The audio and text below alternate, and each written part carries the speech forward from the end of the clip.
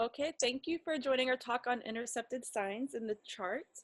I put a lot of information in the slides just to make it easier for myself because I don't do these classes very often, and so it helps for me to just kind of read along if you don't mind. I've put together an example chart. Living in the Northwest, there are a lot of people that were born in this area that have intercepted signs in their chart, because when you get a certain distance above or below the equator, you'll have houses that become a bit bigger or smaller than when you're at a nearer the equator. So I have a lot of information on one chart in particular. I've done lots of charts for people in this area that have interceptions, and I see it come up a lot, but I thought it might be kind of nice to get in depth with one where he was showing up with a lot of questions around that interception, and I was able to discern that it was through those interceptions that a lot of his answers that he was asking were related to.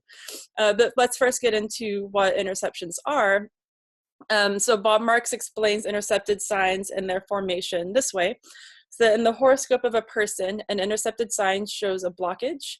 The qualities of that sign have difficulty coming out. It's like a room in your house that can only be reached by first going through another room. An interception means that your early environment did not give you the ability to deal with the things ruled by the intercepted signs. The qualities of those signs can get bottled up and repressed. Eventually, the pressure builds to the breaking point and they burst out, usually in ways that are not appropriate. It is better to interpret intercepted signs in pairs. Opposite signs normally work as a team. For example, the aggression of Aries is balanced by the charm and social skills of Libra. With intercepted signs, the link is broken. The opposite signs cannot balance each other. Take the Virgo-Pisces combination. For example, a person with an intercepted Pisces may not be able to discriminate or be practical in the area ruled by that house. In the opposite house, where Virgo is intercepted, they may be excessively focused on details and find it difficult to get the big picture. The effects will manifest mostly in the areas of life that are governed by the houses containing those interceptions. But what about from the evolutionary astrology perspective?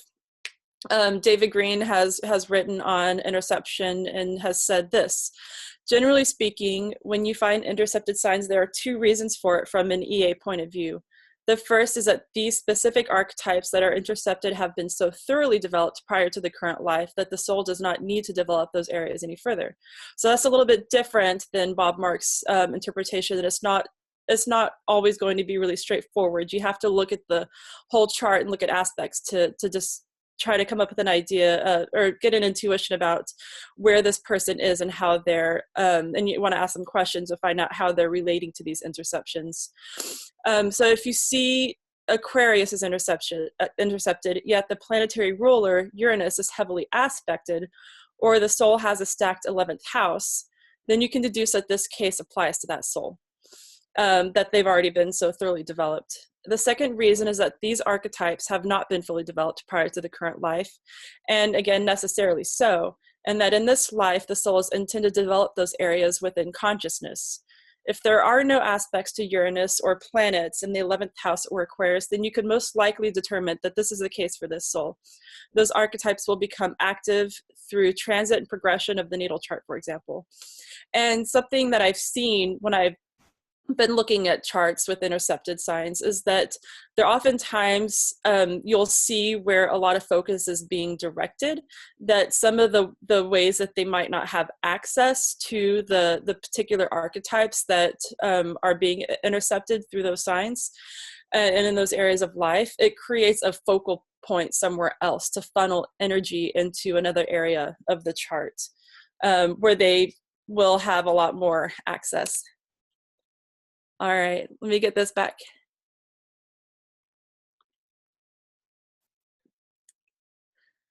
So then, also, David Green goes on to explain the totality of what interceptions can be. Is one, the intercepted sign has been in a state of repression or denial. Two, it can correlate to latent capabilities or abilities that can manifest at key times in the soul's life that are triggered by transits through the intercepted sign or the planetary ruler of the intercepted sign. Or 3, if the archetype has been so thoroughly developed prior to the current life that they need no longer any development in the context of the current EA path of the soul. So how do you deal with intercepted signs when they show up? When you're looking at the chart and you want to try to get a good angle on where do you start with this? There's a bit of a pathway that you can take for this. If the intercepted signs are presenting in the chart in a state of repression or denial, your early environment didn't give you the support necessary to develop the abilities governed by those signs, and you have to make up for this with your own conscious efforts. Outside of transits to the affected area, one workaround is by using our duplicated signs. Duplicated signs are signs that appear on the cusps of 2 houses. If you have intercepted signs, you must have duplicated signs as well. These signs and their intercepted houses can show a way out of the difficulties caused by the intercepted signs. You can also look to the ruling planets of your intercepted signs. The house and sign positions of these planets, as well as the aspects they form, can show another way to solve the problems caused by your intercepted signs. Sometimes, though, one of these planets is actually placed inside of the intercepted sign, and that's like having your keys locked inside your car, and it usually means that this planet cannot be used to overcome the interception. So now I'm going to go on to my example chart, and I'm calling this client Porter, and we can see that if we just look at his chart and do just a quick calculation of where things stand, we can see that the sign of Scorpio and Taurus are intercepted. If we look to the planets ruling these signs, we find that Pluto is actually within the intercepted sign of Scorpio, appearing to be locked. However, it's heavily aspected, so the energy for Pluto doesn't appear to be closed off entirely from him. When we look for Venus, the ruler of Taurus, we find that it's 0 degrees Aries in the 10th house. So it is experiencing a very new dynamic within the Aries archetype and in the area of life that is to do with his work or his profession.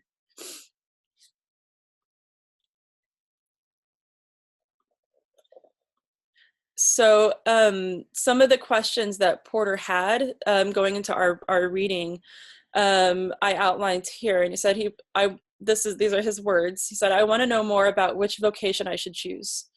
I'm very scattered with my interests. If I'm on track with my life's purpose, why I struggle with intimate relationships, why do I start telling myself that people don't care about me? Also, why are romantic opportunities not working out? I've never been in a relationship. I want to understand what I'm supposed to be learning from that." And right away, I'm noticing that Venus at 0 degrees Aries, is jumping out. As I was first reading his questions, that just became very lit up as a place to focus for me. He says, what I'm supposed to do with my occult studies, he wants to know. I've studied and practiced all kinds of paths, and I'm unsure of which direction I'm supposed to go in now. What do I study next? What do I do with all the spiritual experiences I've had? Says he's in an identity crisis. Says, I go through a relationship cycle where I come under someone's mentorship, usually a man or masculine person, and they teach me their craft. It's actually a really emotional experience that I'm a little sick of, and I'm thinking there's a deeper message I'm supposed to be getting from it. Most of them were very critical of me, and I used to give up on what they were teaching me and cut ties with that person. I want to look into this and see what I'm really supposed to be learning. Is it really just taking criticism well, or does it have to do with feeling rejected by my own dad? So again, Taurus and Scorpio are intercepted with with Aquarius and Leo performing double duty and ruling 2 houses each. If we look to the rulers of the intercepted signs, we see that Venus at 0 degrees Aries, the very new energy to Venus being explored, and Pluto in the intercepted Scorpio, though heavily aspected. The way that Pluto is being experienced in this chart is somewhat spread out, with emphasis being applied to other influences. We can see that Porter falls into the category of having developed certain understandings around these energies. We also see this reflected in his moon conjunct his south node. A nodal conjunction can mean that a soul is either coming in with gifts developed in prior lifetimes. It could mean a karmic relived dynamic, or They could be experiencing a karmic relive before unlocking the gifts of those planets that become available. Due to Porter's confusion around who he is, I assume that he is in the karmic relive phase. But with so many positive aspects to this moon and as part of a grand trine, we can see that he does have gifts to eventually unlock. So while the aspect of interception in his chart seems to suggest he has already developed these energies, we see that he doesn't yet have access to them. Porter is attempting to learn his path and his truth from other. Yet it's worth noting that his Jupiter in Libra, 4th house, is retrograde, trining his moon, conjunct the South Node in the 12th in Gemini. So I'm looking over here at his at that moon that feels like there's a lot that he comes in already knowing about himself from a spiritual context, but he's going through a period of building more trust with himself around that. And so there are gifts really just waiting for him. But he says he's scattered. And when looking at this, I was understanding based on what he's saying that he has a tendency to look for truth from others, and he'll fail if he gets too lost or caught up in their cosmology or interpretations of truth. And also when I'm looking at his moon is trining his Jupiter in Libra in the 4th house. And the Jupiter is retrograde. So through his relationship to others and relationships that are helping to recreate more of a family dynamic with these father figures, as the 4th house represents, he's attempting to access some truths, but it really needs to be internalized. It's the place where he can take what they're saying and then reflect on it in a personal way that will help him to really unlock those gifts. So through these mentors, he's seeking what he did not get in the home, which is support in finding his own answers in life and trust in himself. The solution for him to have these relationships, gather impressions from these people, yet personalize his lessons and come to his own conclusions. We can also see this in his interception. So when we apply the method of looking at the houses of the interception being out of balance, Scorpio and Taurus are not balancing themselves out in the areas of life that are to do with the 11th and 5th houses. So his own unique expression within a community, he doesn't see the option of fulfilling his own needs within a community through committing to his own unique expression. And that was my ultimate advice and urging for him, was just to commit to his own knowing, his own expression, and to create a better framework for him to come into that trust instead of looking for it in others. So Porter finds himself in relationship with people who represent father figures who end up taking on a mentorship role. He's experiencing these people becoming critical and experiencing loss of relationship after giving up on learning what they're trying to teach him. We see this playing out in 2 areas of the chart. So Venus being the ruler of his intercepted Taurus, Taurus being on the 11th house, we see that his desire to individuate within a community is playing out through the Venus in Aries in the 10th, where there is a newness to this area of work, something unfamiliar. And while he's seeking it through other, he will fail. The solution in the end will be for him to strike into new territory based on his own instincts. Saturn, as the father figure, is in the 8th house, and the house of loss, but in the sign of Aquarius. This again, forcing him to individuate through the experience of loss. We especially see this when we look at Capricorn in his chart in the 7th house, where Uranus and Neptune create the opportunity for shock and disillusionment in relationship. Saturn, Capricorn's ruler, is acting as an agent for this. So if you take a minute to notice where his Aquarius is pulling double duty, it really highlights that Saturn, Sun, and Mercury. And that stellium up there is very heavily aspected. So if we're looking for showing him where the solutions are and the workaround for him, and we're looking at the signs that are pulling double duty to find that, that stellium up there in Aquarius becomes a huge focal point. And within the 8th house, and his ability to show up and communicate who he is and finding that that leads to rejection by the father figures that Saturn is up there representing. That really comes through when we see also that Saturn is acting as an agent from Capricorn, that through relationship with these people, he just continues to become disillusioned and feel the shock and the loss from that.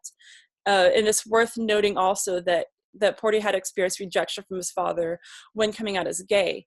So he experiences a correlation between being authentic about his heart and being rejected. He's gone on to seek validation and acceptance through father figures and has not trusted his own voice in these relationships for fear of further rejection.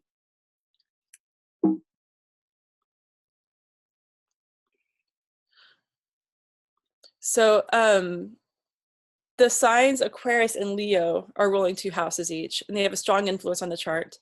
We see his sun with Mercury-Saturn conjunction and his Chiron in Leo opposing his this conjunction.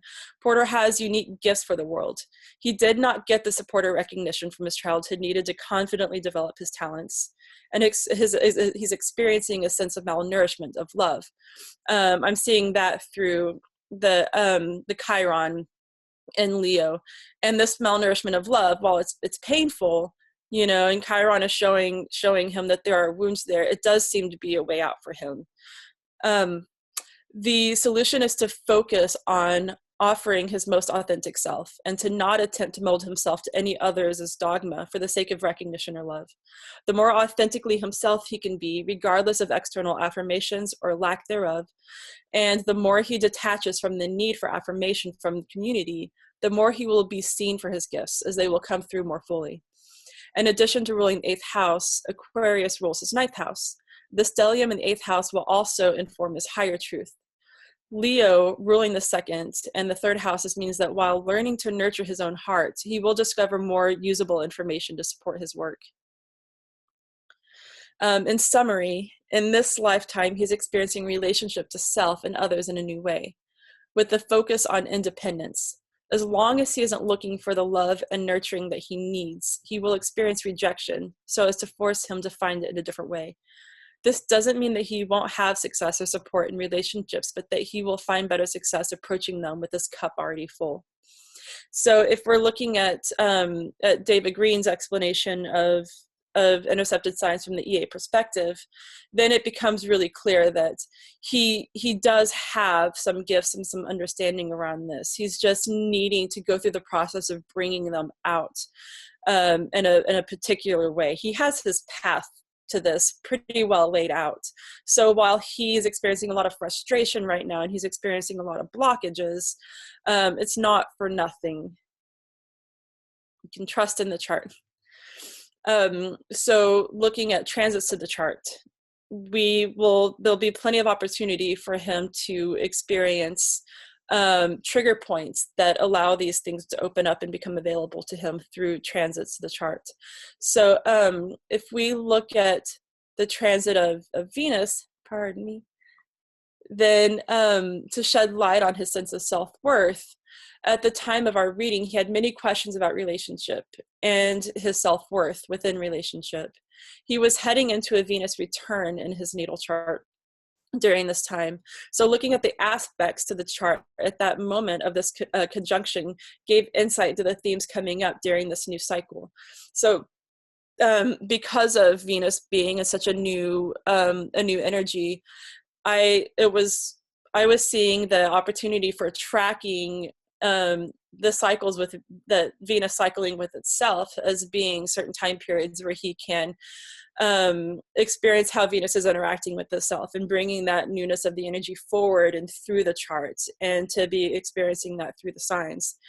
So this was a good opportunity to begin that, to offer that practice and to look at what this new the year from this time would be.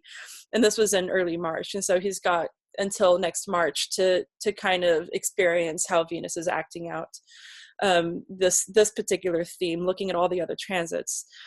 So notable signatures, looking at transits again to his chart, notable signatures are transiting Pluto, conjunct his Neptune, and Uranus in the 7th house.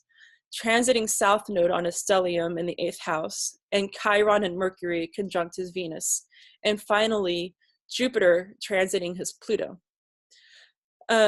So Porter will have the opportunity to work with trauma from past experiences of being persecuted for his truth. This is a great opportunity, even though it brings challenges. The key will be to not resist the challenges, the work, or the feelings that come up around this past trauma. Pluto's being highlighted this new Venus cycle, and its energy and influence over the chart is being expanded.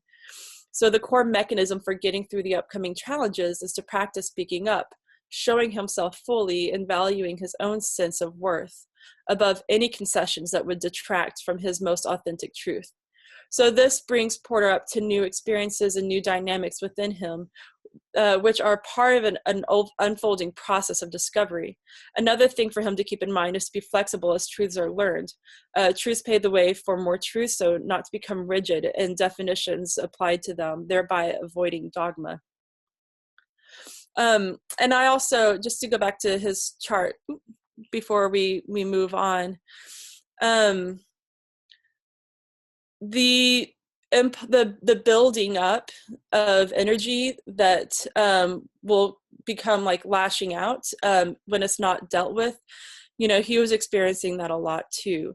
So I'm just curious as we go forward into looking at other people's charts, if people wouldn't mind sharing a little bit about how they experience that in their own lives, what kinds of energies feel available to them versus which ones feel like they kind of build up inside in an inaccessible way that eventually burst out onto the scene, and what that tends to look like. And that won't be true for everyone.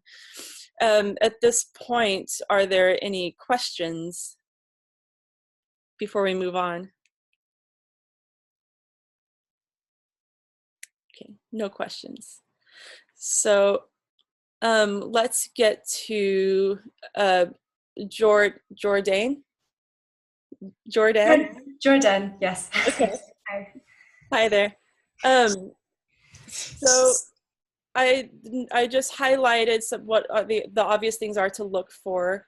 So the sign of Pisces is intercepted, and Virgo is intercepted. Pisces is intercepted over the 11th house, Virgo over the 5th house.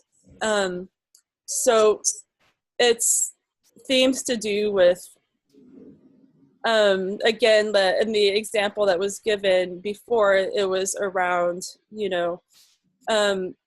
where your discernment is versus big picture stuff, but the nodes are there too, so that it feels like, for me, when I looked at this, I saw that it felt like there was some link between the nodes that was being highlighted through this. And then the rulers are Neptune and Capricorn in the 9th house. And the Neptune is aspecting Chiron in the nodes, and so it does seem to be a very active planet. Mercury in Sagittarius is also in the 9th house, which loosely aspects Chiron as well.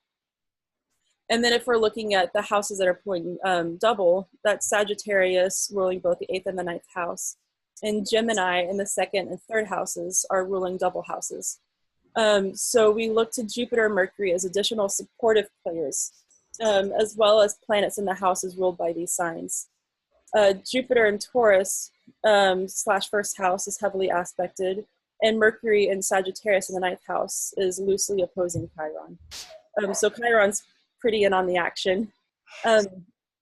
Is there something that you could say about how you experience the archetypes around Virgo and Virgo and Pisces at this time? Do you have much experience with astrology that you would want to just speak about? It's really funny. So I'm actually an astrologer and my focus is life purpose, but the thing that's always been the most interesting is, to what degree am I spending my time developing my own gifts versus just focusing all my energy on other people? And I always had this idea that, well, I should be probably just focusing on others, that Pisces in the 11th house community versus focusing on myself. But then there can be those feelings of like, well, shouldn't I work more on myself so that I have more to offer others? It's like a constant back and forth. And then again, like strongly Virgo in like self-analysis, like, am I good enough at what I'm doing?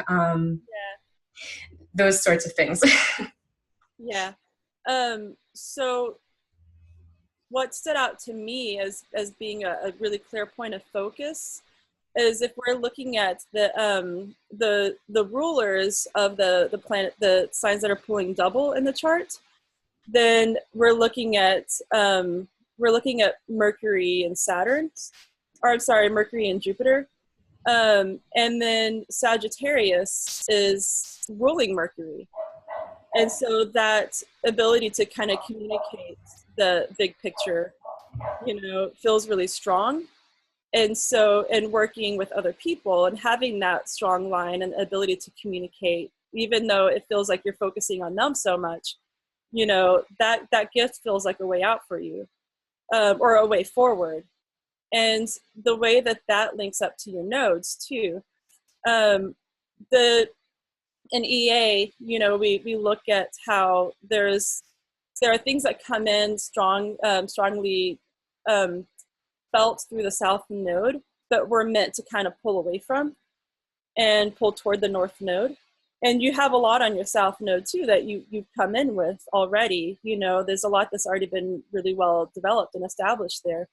But when it comes to bringing that into your north node, it might seem like that line directly between the south and the north to pull that energy up to the north might feel a little bit broken. So that idea of what am I going toward in my future might not feel as obviously laid out as it might for somebody who's been studying the nodes and working with that energy a lot. But it feels like in this case, that's been necessarily so. That's there as a supportive dynamic for you to help you not get lost in the south node and all the gifts that you have there. And also, it seems like it makes it a little bit easier for you to move toward the north node. And I might be wrong about that, but it feels like it's, for a lot of people, they can feel a lot of resistance around their north node. There's an unknown there. But in this case, it seems to me that there might be a little bit less resistance for you to not overthink it and just more naturally be acting it out. There could be that you might be thinking you're overthinking it, when in reality, you're just doing it pretty naturally, and it's just a matter of getting out of your own way. Do you have any thoughts about that? The number one thing that has supported me in that, that whole getting out of my own way thing, is that sort of divine trust, that Neptune piece, the surrender. For a really specific example, I used to think I was a horrible writer, and now that's the number one thing that I do with my work is writing. And it's really funny, that Mercury ruling the south node, writing, but then Mercury's also, a support and a way out of that block of the inner, that inner tension, the inner criticism with the Gemini, more external Mercury piece. So it's, what I'm noticing is that the hardest time for me is when I'm talking to myself negatively, but as soon as I come out and talk to other people about it, it's almost like it goes away. And there's almost this like natural bridge that starts to happen where I naturally link up with Neptune. I think maybe because the Mercury and Neptune are so closely connected in the ninth house that it's like, okay, you might start with something analytical, but all of a sudden you're going to link up to God, or you're going to link up to source or something, and it's going to make it a lot easier. And it's really interesting. It's been, since I discovered astrology, I was like, North Node, Pisces, I need to, fully embrace this and fully let go of, all of the stuff that could weigh me down about, me not being good enough and all those sorts of things. And you're right, it has become, it's easy for me to want to go to those places, but it's just as easy to get caught up in the patterns. And, again, that like Pluto in the seventh house, like needing to learn how to find balance between self and other. It's like one person can make a sort of comparison to me, and I'm like, whew, like I'm shot back. It almost feels like a regression based on like one person saying something usually that they didn't even mean to say. And so it's really interesting. Every time something like that happens, I have to like maybe go back to the drawing board, do some meditation, do some like specific writing, and it gets me straight again. But there's a very, very obvious process that I've tracked now about how it works. Yeah. Yeah, and I was gonna say too, it feels like the part where you can sit down and inform others is equal to you informing yourself. That there are things that people will be attracted to you to hear the things that you're needing to hear. And so it's easier for you to tune in to delivering that information to them than it might be for you to say, oh yeah, I need to hear that. Or the part of you that's looking to discover what you're needing to be informed by on your own that's specific to you. Well, this is it. This is all going to be reflected back to you over and over again, and that'll help you to grow your own personal truth. Another part of Pisces that can be hard for people is getting lost in the boundarylessness of it, that not knowing where one person starts and another person ends, and they can absorb so much of it that it can be hard to lose track of what's theirs and what's the other person's. In your case, I feel like that the fact that those signs are intercepted is because that's really not meant to be a problem for you.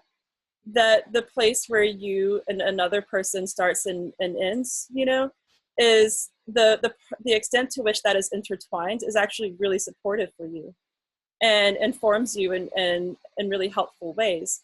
And I don't think that you do have a problem with wondering if what's theirs is yours. It doesn't seem like that's the case. So some people, if the house that's ruled by Pisces, that can be an area of life where they do get a little confused about that. But because Pisces is intercepted there, it feels like that's offering you a bit of reprieve. With that, Yeah, I definitely resonate with that. And especially in later years, I've taken like clairvoyant classes and energy healing classes and things like that. And I noticed it was something I could turn on and off very easily by choice. So that definitely resonates. Yeah. So did you have any other questions?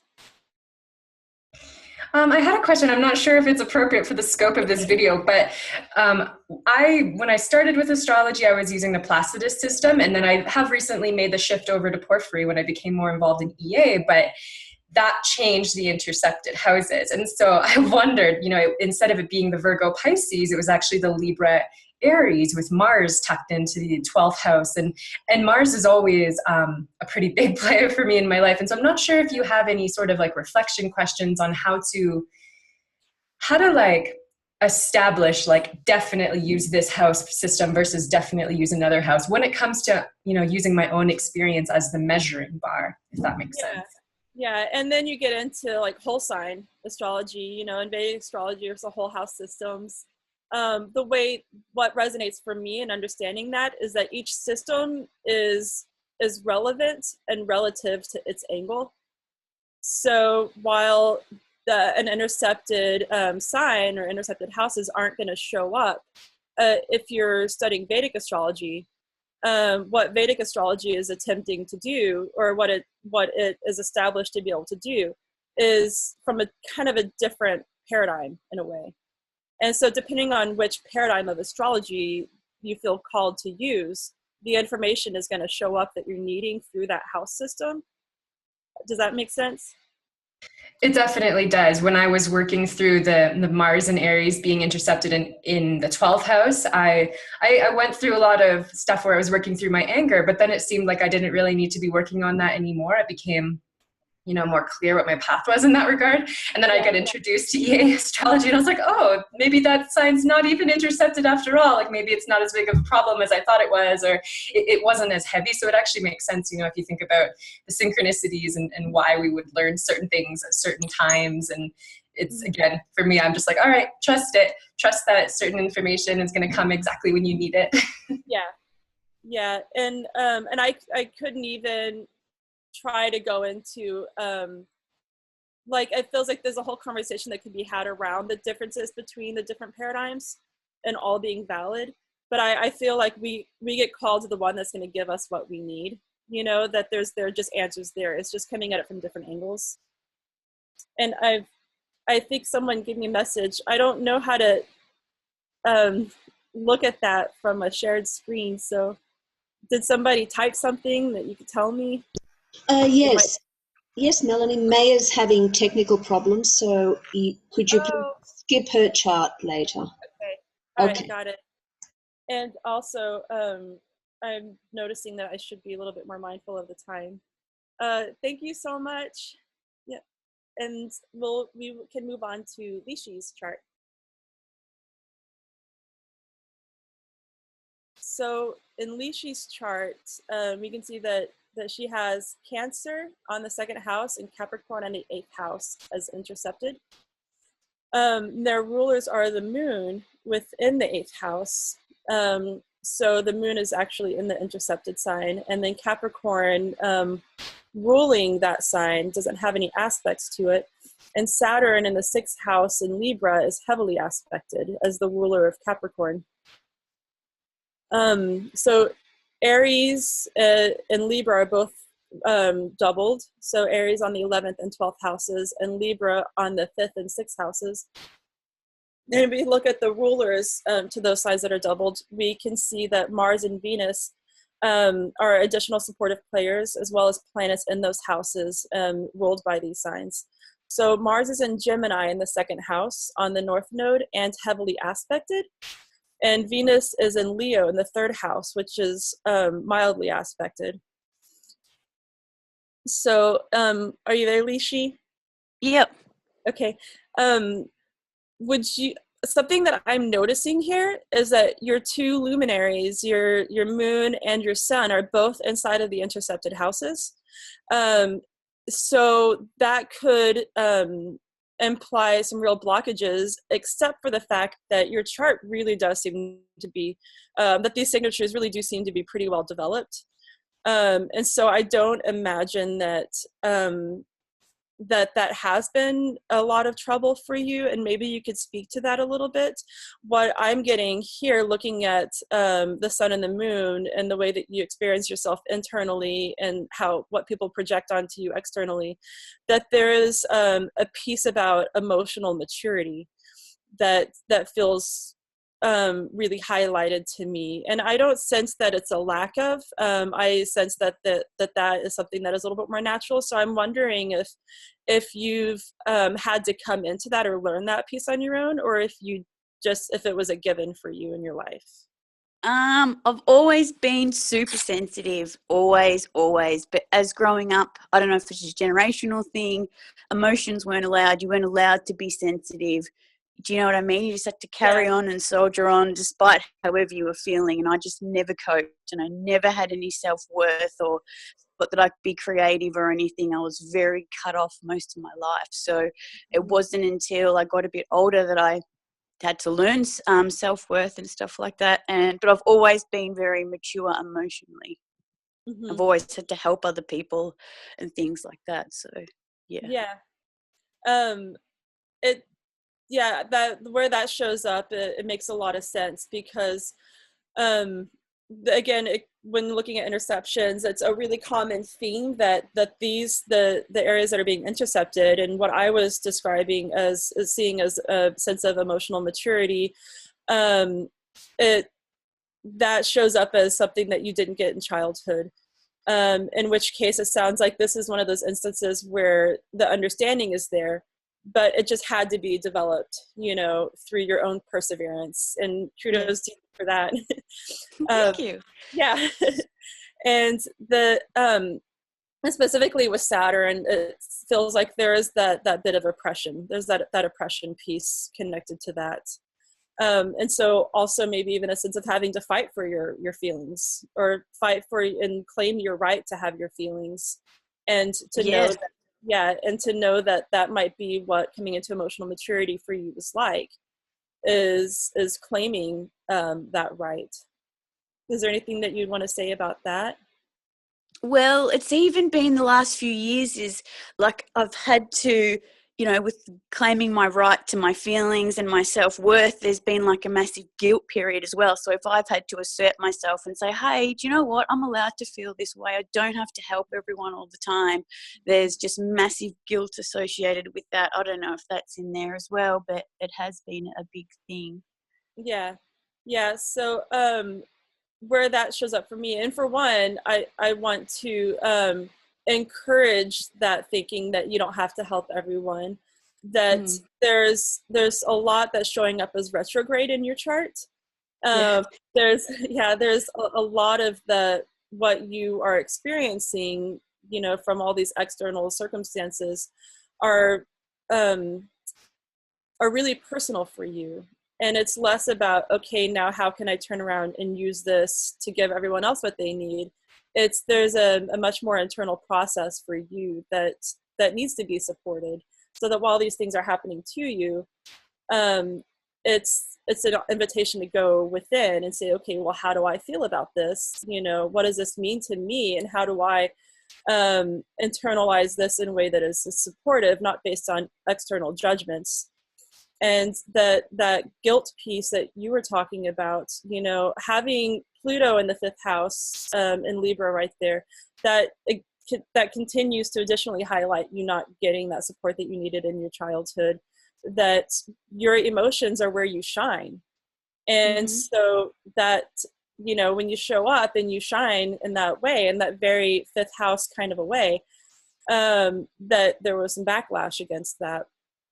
And so even violence as well. I don't know if that is in there, but it was very harsh environment. You couldn't be yourself, couldn't be anything.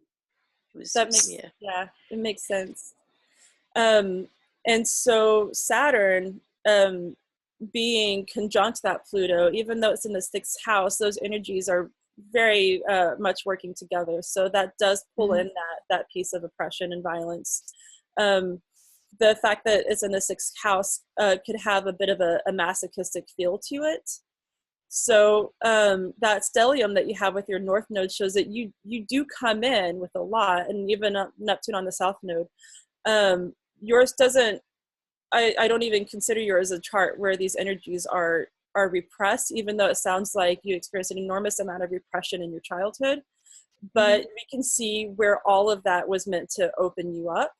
As unfortunate as it is, that tendency to experience external, repression or even shame, maybe that guilt that you feel is really just others' as shame. It's not yours, you just potentially taken that on. Did you want to say something? I've always been a really good communicator, and I think would that have been my outlet, is through communication, because I've got a lot in Gemini. Like when things would build up, like when I couldn't express myself emotionally through that interception, and that would just come out with just saying really nasty things, or just out of nowhere just saying, no, I'm not doing this anymore. Is that like the outlet part? Well, that's your north node. So even though it's happened, because Mercury in Gemini, it's conjunct your north node, and Mars and your sun is very much in with that stellium. So and your sun, again, bringing that emotional piece forward, and the way that you understand yourself through your emotional body. So these are all gifts that you come in with, even though you've been called to practice them in ways that it really forces you to maximize all that energy at your north node, that building up of the Mars energy, that building up of the feeling of even violence towards you, really kicks that Mercury into gear, where you're able just to say no, yell it as loud as you have to, or just calmly explain, but whatever that is, there's a buildup that occurs until you say something.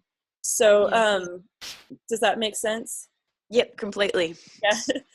And then the Saturn and Pluto, while those energies have felt so harmful and just painful from early life, that, and it makes sense with those being retrograde, that when people, there's outer shame, that you take that in as guilt.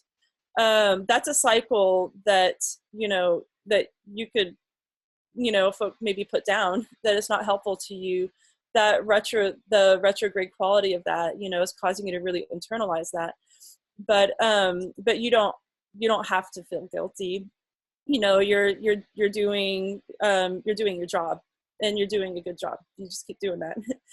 But but that even though that Saturn and that Pluto can feel really hurtful, the aspects that it carries to your chart into all those gifts that are on your nodes that you come in with, they're all positive aspects. So it's a good clean energy that's going between them. So that that part of you that knows yourself emotionally, you know, and can love yourself, and that's really what I feel like that Pluto is wanting from you in the 5th house in Libra, is being retrograde too, is in the and also, mind you, this is the, you know, one of the signs that are pulling double duty. So that Saturn and Pluto feels to me like so much of the anchor of the chart, because Libra is such a big player for you, that when you run into people that reflect back to you things that don't feel good, it's an opportunity for you to go into the heart, in the 5th house, that area of yourself inside, where you can access that you're good, you know, that you are you, and regardless of what others might reflect back at you, you know that you're of a beautiful heart, you know, you don't have to question your worth, that there's so much in there for you to open to around that.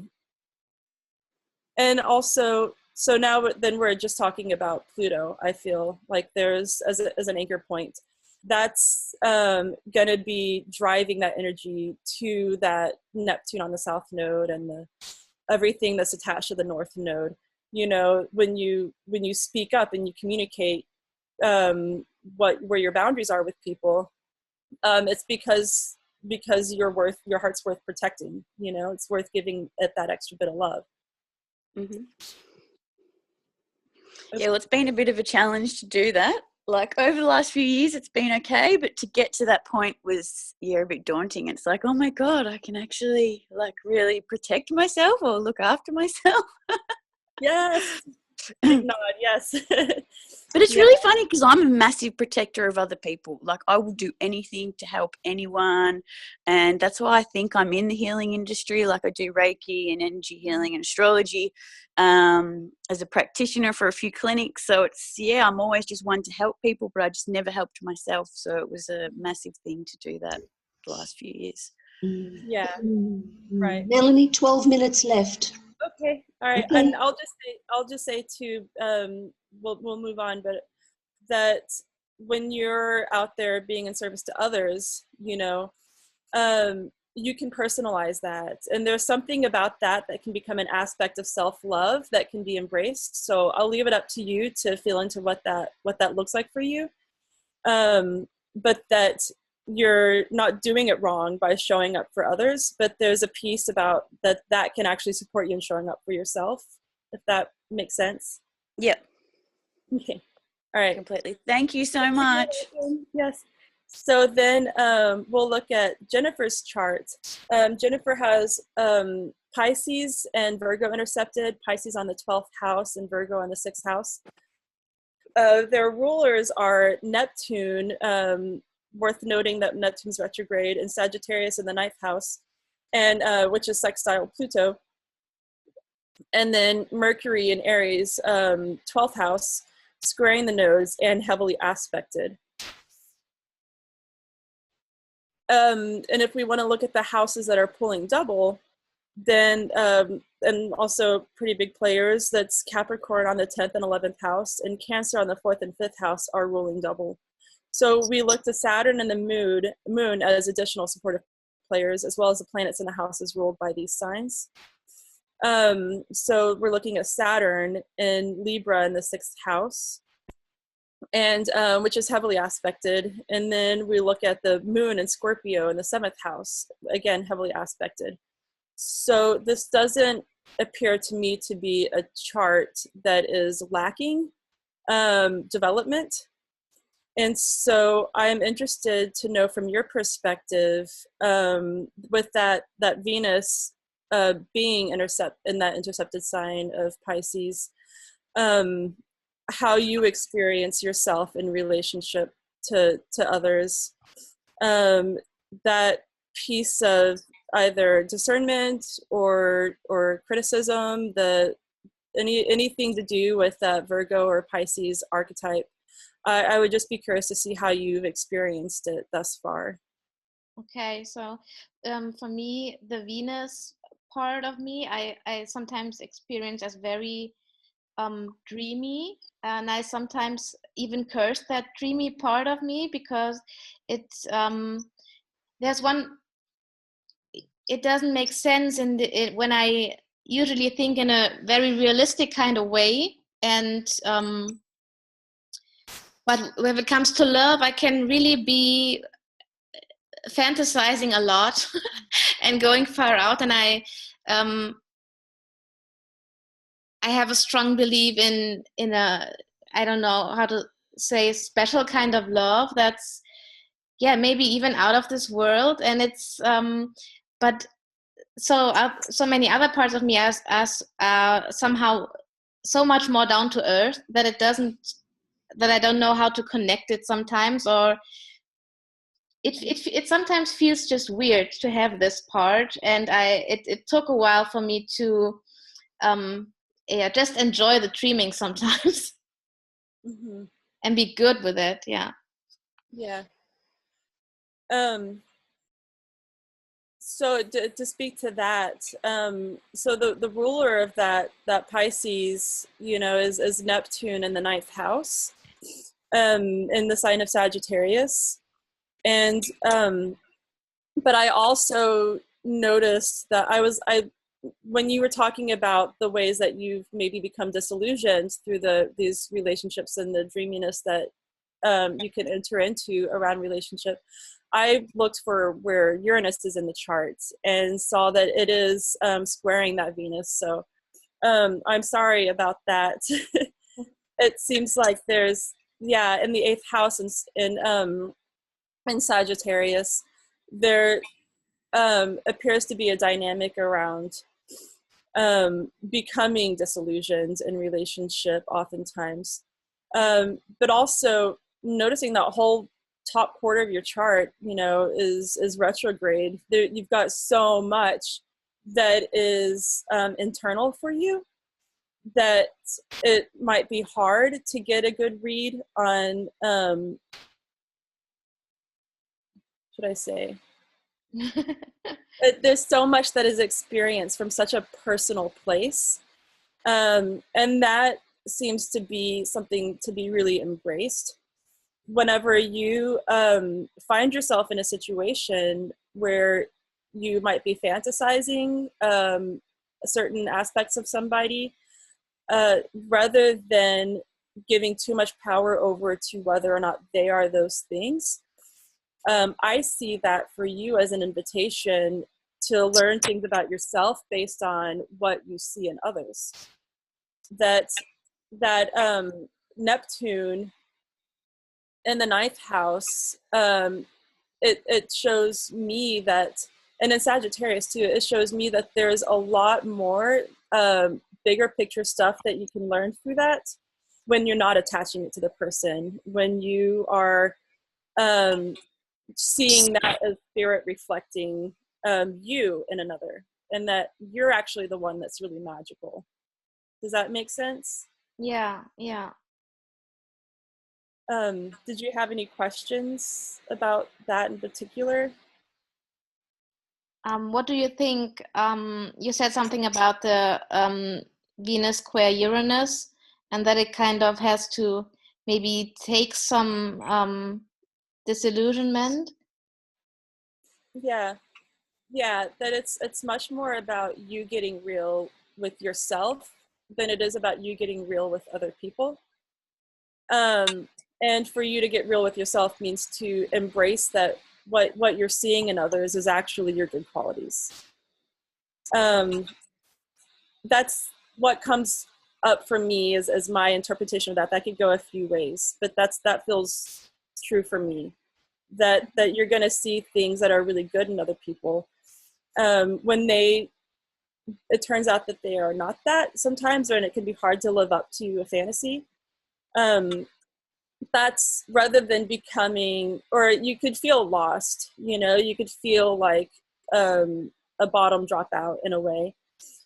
But then once that's there and you're just left with you, the invitation is for you not to just disregard all of the feelings that you were having, but to sit with them and feel what is coming up for you around them.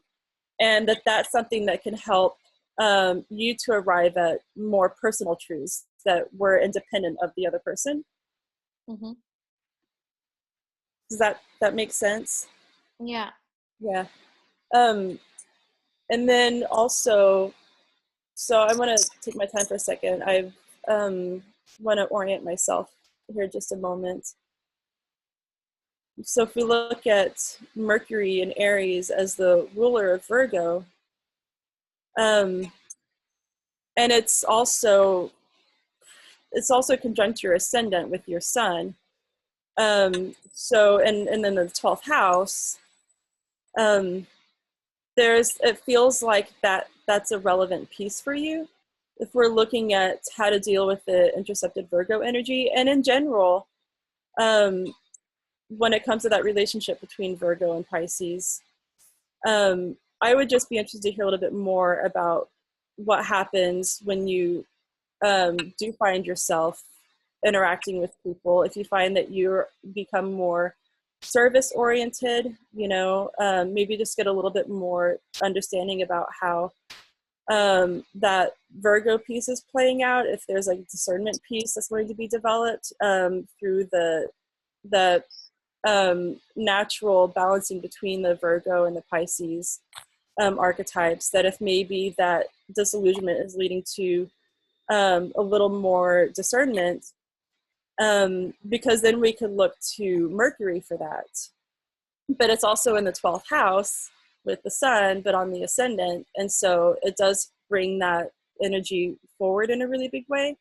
And so then the question is, what do you do in those situations when you find yourself being a little bit disillusioned? Is there a certain way that you might impulsively respond, or is there something that you find that happens each time? Or is it different each time? Ooh, that's an interesting question. Well, I think my first response is emotional in the first place. And I most often I am kind of mad at me, like how could I just dream so far out, and why wasn't I realistic and stuff like this, like kind of yeah, I'm not easy with myself if that happens, and I'm really think I have been disillusioned. Yeah. And well, with acting with others in general, I always try to be helpful and see how I can support and help and see what others need. So there's a lot going there, and and often in a way that I sometimes need to take a good look. What about me? What about my needs and what I need, and not making it all about the other. Yeah. So the signature that was standing out for me, the Mercury being a way forward from that, being locked in that dynamic with your sun on the ascendant, that's all opposing your Saturn and Pluto. And you have that whole stellium over there, and the 6th and 7th houses. So that can bring in that masochistic tendency that Pluto is getting in on the action with all of that 5th house stuff, and bringing that into all the 6th house stuff. So that's, and it's all like retrograde. So that becomes internal masochism, like self deprivation, or just what's wrong with me, or why did I do that? The Mercury and the Sun in Aries, that's going to create a more of an impulsive quality. So this back and forth between, maybe speaking too soon or acting too soon based on circumstances, and feeling that instinct to like initiate something based on what you think is real. And then when you become disillusioned, it's that whole shame piece again. And so that energy that's causing you to instinctively act is valid. And that's gonna be an impulse that you're gonna continue to feel. The trick is to learn self-love through that and to not judge yourself, to develop discernment around, okay, I'm feeling the impulse. It's there because I'm actually needing to be able to speak. I'm needing to be able to bring myself forward in some ways, but just learning a way to pace yourself so that you can take it in steps that you're comfortable with. And but there's a lot of trial and error in it, that you're going to learn this through trial and error. Melanie, it's Linda. Yeah, We've gone over time. We've got about 4 minutes left. Would be great if you could get the last volunteer in, yes. who is Dawn. Thank you. Yeah, you're welcome. Yeah, I bless you. Yeah, you're welcome. And we'll move on. Just that whole Pluto piece, I see that I just want to affirm for you that it's not your fault. That everything that you're seeing, you're meant to be seeing, and everything that you're acting on, the impulse is there because it's meant to drive you forward. So good luck with that, and I wish you a lot of support in the process. Thank you. And so the final chart, apologies. So Dawn,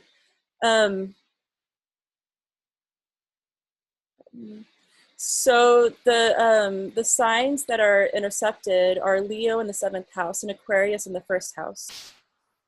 The rulers of these signs are the Sun in the 1st house within intercepted Aquarius, and that's aspecting Uranus. And then we see Uranus in Libra in the 10th house, and that's aspecting her Sun and Jupiter. The signs of Cancer is ruling the 6th and 7th house, pulling double, and Capricorn is doubled on the 12th and 1st house. We look to the Moon and Saturn as additional supportive players, as well as the planets in the houses ruled by these signs. So that's Moon and Taurus on the 4th house and aspecting the nodes in Jupiter, and Saturn and Gemini, 5th house, aspecting the nodes and Jupiter also. Just different aspects. So I would be curious if you could share a little bit, pardon me, around the area of basically relationship and what it feels like to get to be who you are in the context of relationship. And if you feel others project onto you, or how you feel maybe seen in relationship, if that's something that you could talk about a little bit. Yeah, so I recently posted on Facebook something about an awareness that I had about, it's interesting when the people that you love, you realize that the people that you love don't know who you are. And that's actually been kind of a common theme running throughout my life. I mean, even, early childhood. My father passed away about 5 years ago, and I remember on his deathbed, he told me he didn't understand me. Of all the children, I was the one that he never understood. And it was hard to hear, but it is such a common theme in my life. Like, I feel others misunderstand me often. Yeah, that makes sense. So then that sun in the 1st house, and that intercepted sign of Aquarius, it does seem like it's really showing up that way. But also the fact that it's trining Uranus in Libra in the 9th house, that there's a little bit of a piece around, and it seems to be a theme, I'll offer again, and I feel like it's always true no matter what, but when it comes up, I feel like it's showing up for a reason. But that part about individuating your own truths and being able to accept that and allow that for yourself. But then also, how does that work for you if others don't understand you, if you can't express who you are, or you feel like if you're expressing who you are in a way that is unique to you, but other people just don't seem to be getting it. How has that felt for you? And what do you do? Mm-hmm. Yeah, it's felt painful at times. It's Mm-hmm. you know, as far as what I do about it, I kind of keep on. I keep on keeping on. It's not something that I actually am consciously trying to keep doing, but I just continue on because the alternative kind of feels harsh, if that makes sense. It's not entirely a bad thing, I guess. But sometimes it does feel pretty painful. And I've also, as far as the relationship factor, the component goes, I actually have a lot of Leo people in my life. My significant other is a Leo. My eldest daughter is a Leo. My son is a Leo. My youngest daughter is a Leo rising. You know, so there's a lot of Leo energy, and I feel like on some way that just watching these people and interacting with these people that I love has really helped me to kind of unlock a piece of that and kind of claim something for myself as far as self-acceptance goes, if that makes sense. Yeah, it does. And also there can be ways that we see ourselves reflected off of our children in ways that can be really validating, you know? So getting to, and again, also experiencing what you weren't given in your childhood, you know, and being able to bring that forward to your children, you know, feels like a way of unlocking that gift. It makes that more available to you through the act of bringing that understanding forward. And that might honestly be where you are able to experience that. And that sense of recognition and understanding is when you are bringing that to others too. Yeah. Linda, I see that you messaged me. I don't know how to check it. That's okay. Would you like to wind down from Dawn's chart, and we'll have to stop the meeting here? Yes. Okay. Yes. Thank you. Yeah, thank you. I also want to say too that Capricorn is one of the helpful signs in your chart, and Cancer that are pulling double duty. So it seems to me like there's a lot of direction is pulling you toward your nodes and pulling you toward that north node, as an emphasis that there are things that are happening that might feel a little bit shut off for you, and being understood by others. But there is a piece around you and what you stand for that is being challenged for you to embody. You know, that others aren't going to accept what you stand for, that's going to create more of an impetus for you to claim that, regardless. And so there is a direction, you know, it's not for nothing. But I just want to say on behalf of all of us that maybe don't understand your motivations fully, that doesn't mean that that you're getting it wrong, you know, and just the rest of the world will catch up with you, you know, just give us time. Okay, thank you so much, Melanie. That was a fantastic meeting. Thank you also to the volunteers, Jordan, Lishi, Jennifer, and Dawn. Thank you from all of us. See you next time. Yeah, thank you guys. Thank you so much, Melanie. That's great. Thank you. Really good. Nice to meet you all. Awesome. Glad to see you again. Yeah, thank you, Anna Michelle. Bye. Thank you. Thank you. It was wonderful. Thank you.